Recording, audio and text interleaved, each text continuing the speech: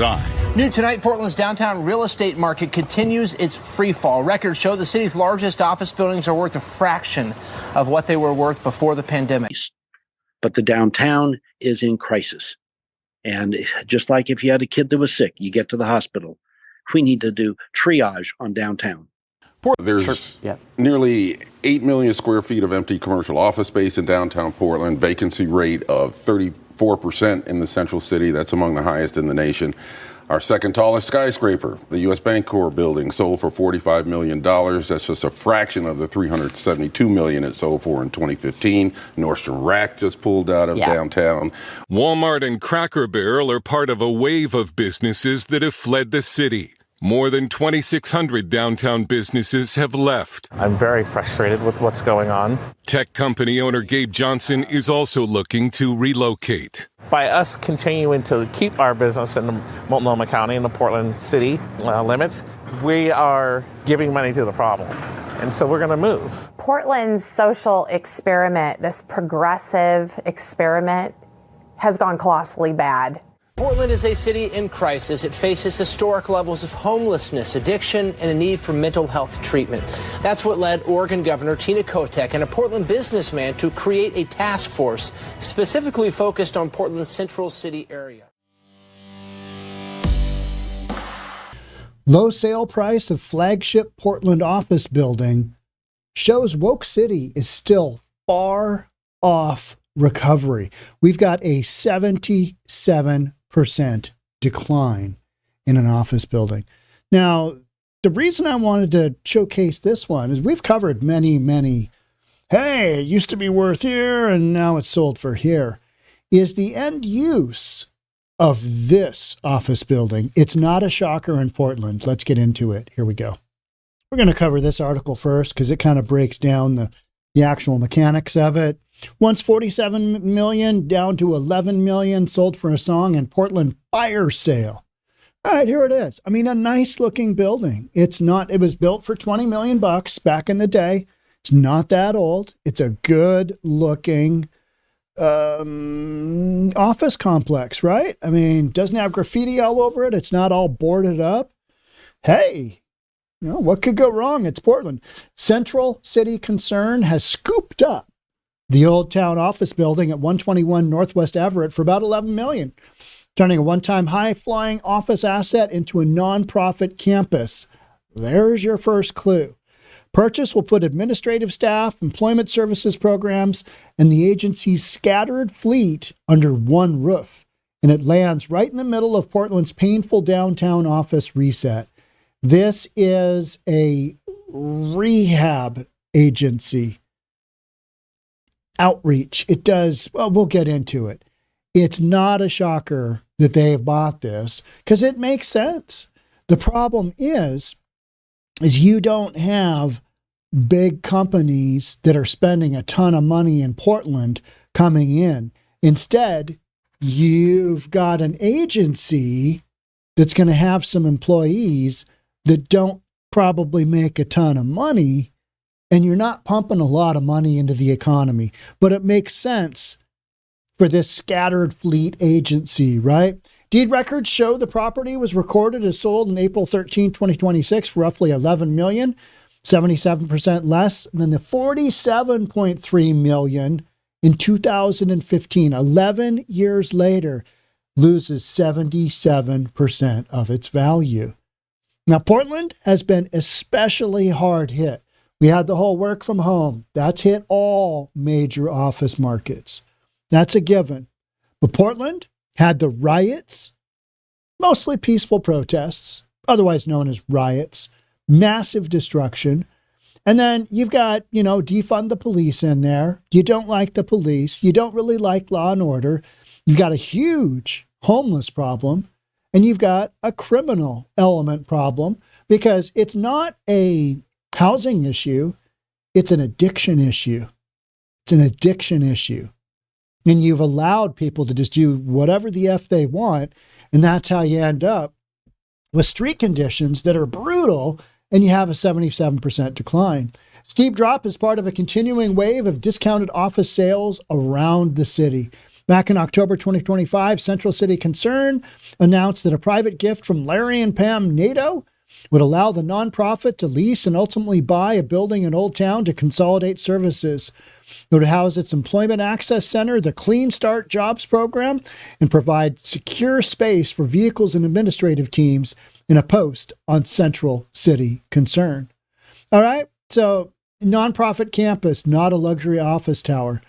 Let's go to this one. This one is low sale price of Portland. We read this one. Woke City, still far off recovery. The substance abuse and recovery business named the property the Larry and Pamela Nato Recovery and Employment Center. And I'm not opposed to that. But do you really need what looks to be a Class A property to do that? No, you don't. However, if you can pick it up for $11 million, why wouldn't you? Why wouldn't you? But that should be leased out to some high-flying tech company like back in the old days, right? That ain't happening in Portland because it went wildly woke, and now the buildings are broke. Property value peaked sharply before entering a steady decline. There it is at night. I mean, nice-looking property, nice-looking building. After being developed in 1999 for $20 million, as the Port of Portland's offices, sold to Washington Holdings for 29.2, and then all the way up to 47 and change, down to 11. Wild ride, wild ride. We felt it critical to maintain our roots in Old Town, so when the opportunity presented itself with this building, we took it. It's interesting, though, that a rehab nonprofit is the one that's going in, right? I mean, it's just not a shocker. It's just not a shocker. Building is in excellent condition and contains a lot of amenities. All right. Additionally, Reco added the new facility will enable the company to serve more clients, more space. Property values of other office buildings have suffered similar fates. I was there last summer covering the ICE protests. Part of what's gone wrong in Portland is that you have law enforcement battling with law enforcement. You have leadership in Portland that has created a situation where you have a 77% drop in your commercial buildings because nobody wants to run a business in downtown Portland. They just don't. It's a hard no-go. Portland, hard pass. No thanks. No go. Because you got a whole bunch of these things happening. And I've talked many times about my experience there doing the Pete's on 4th, 24-hour mini mart, and it was just a bunch of zombies walking around, drugged out of their absolute minds. And then you've got this kind of stuff going on. You've got a bunch of people out protesting, God knows what, probably a No Kings protest, maybe George Floyd, just the whole, hey, and every single time you have these protests, plywood goes up on all the downtown stores, right? Because who knows what these mostly peaceful protesters will do. They bash out some windows in their exuberance in being mostly peaceful. But notably, some of the city's largest office spaces sold for nearly 90% below their purchase. Big Pink, we covered that 10 ways from Sunday because that was a huge, huge discount. Went for $45 million last year in 2025.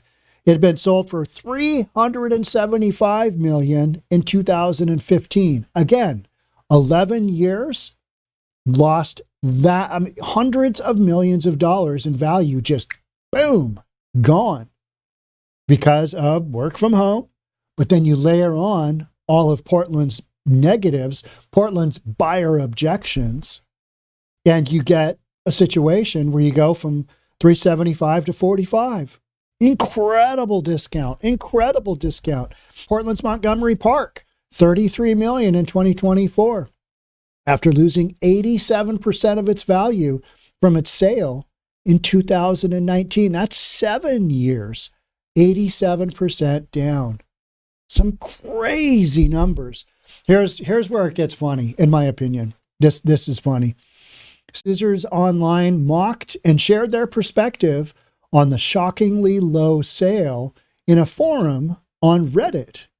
One person wrote, prime commercial real estate being owned and occupied by a substance abuse and recovery business is peak Portland. And I would 100% agree. 11 million to house substance abuse and recovery business. That sounds about right. 100% right. Not a high tech, not a tech company, high flying, not an AI company. Substance abuse and recovery. Not saying that there isn't a need for that. Lord knows Seattle needs it. Portland needs it. LA needs it. San Fran needs it. You need that.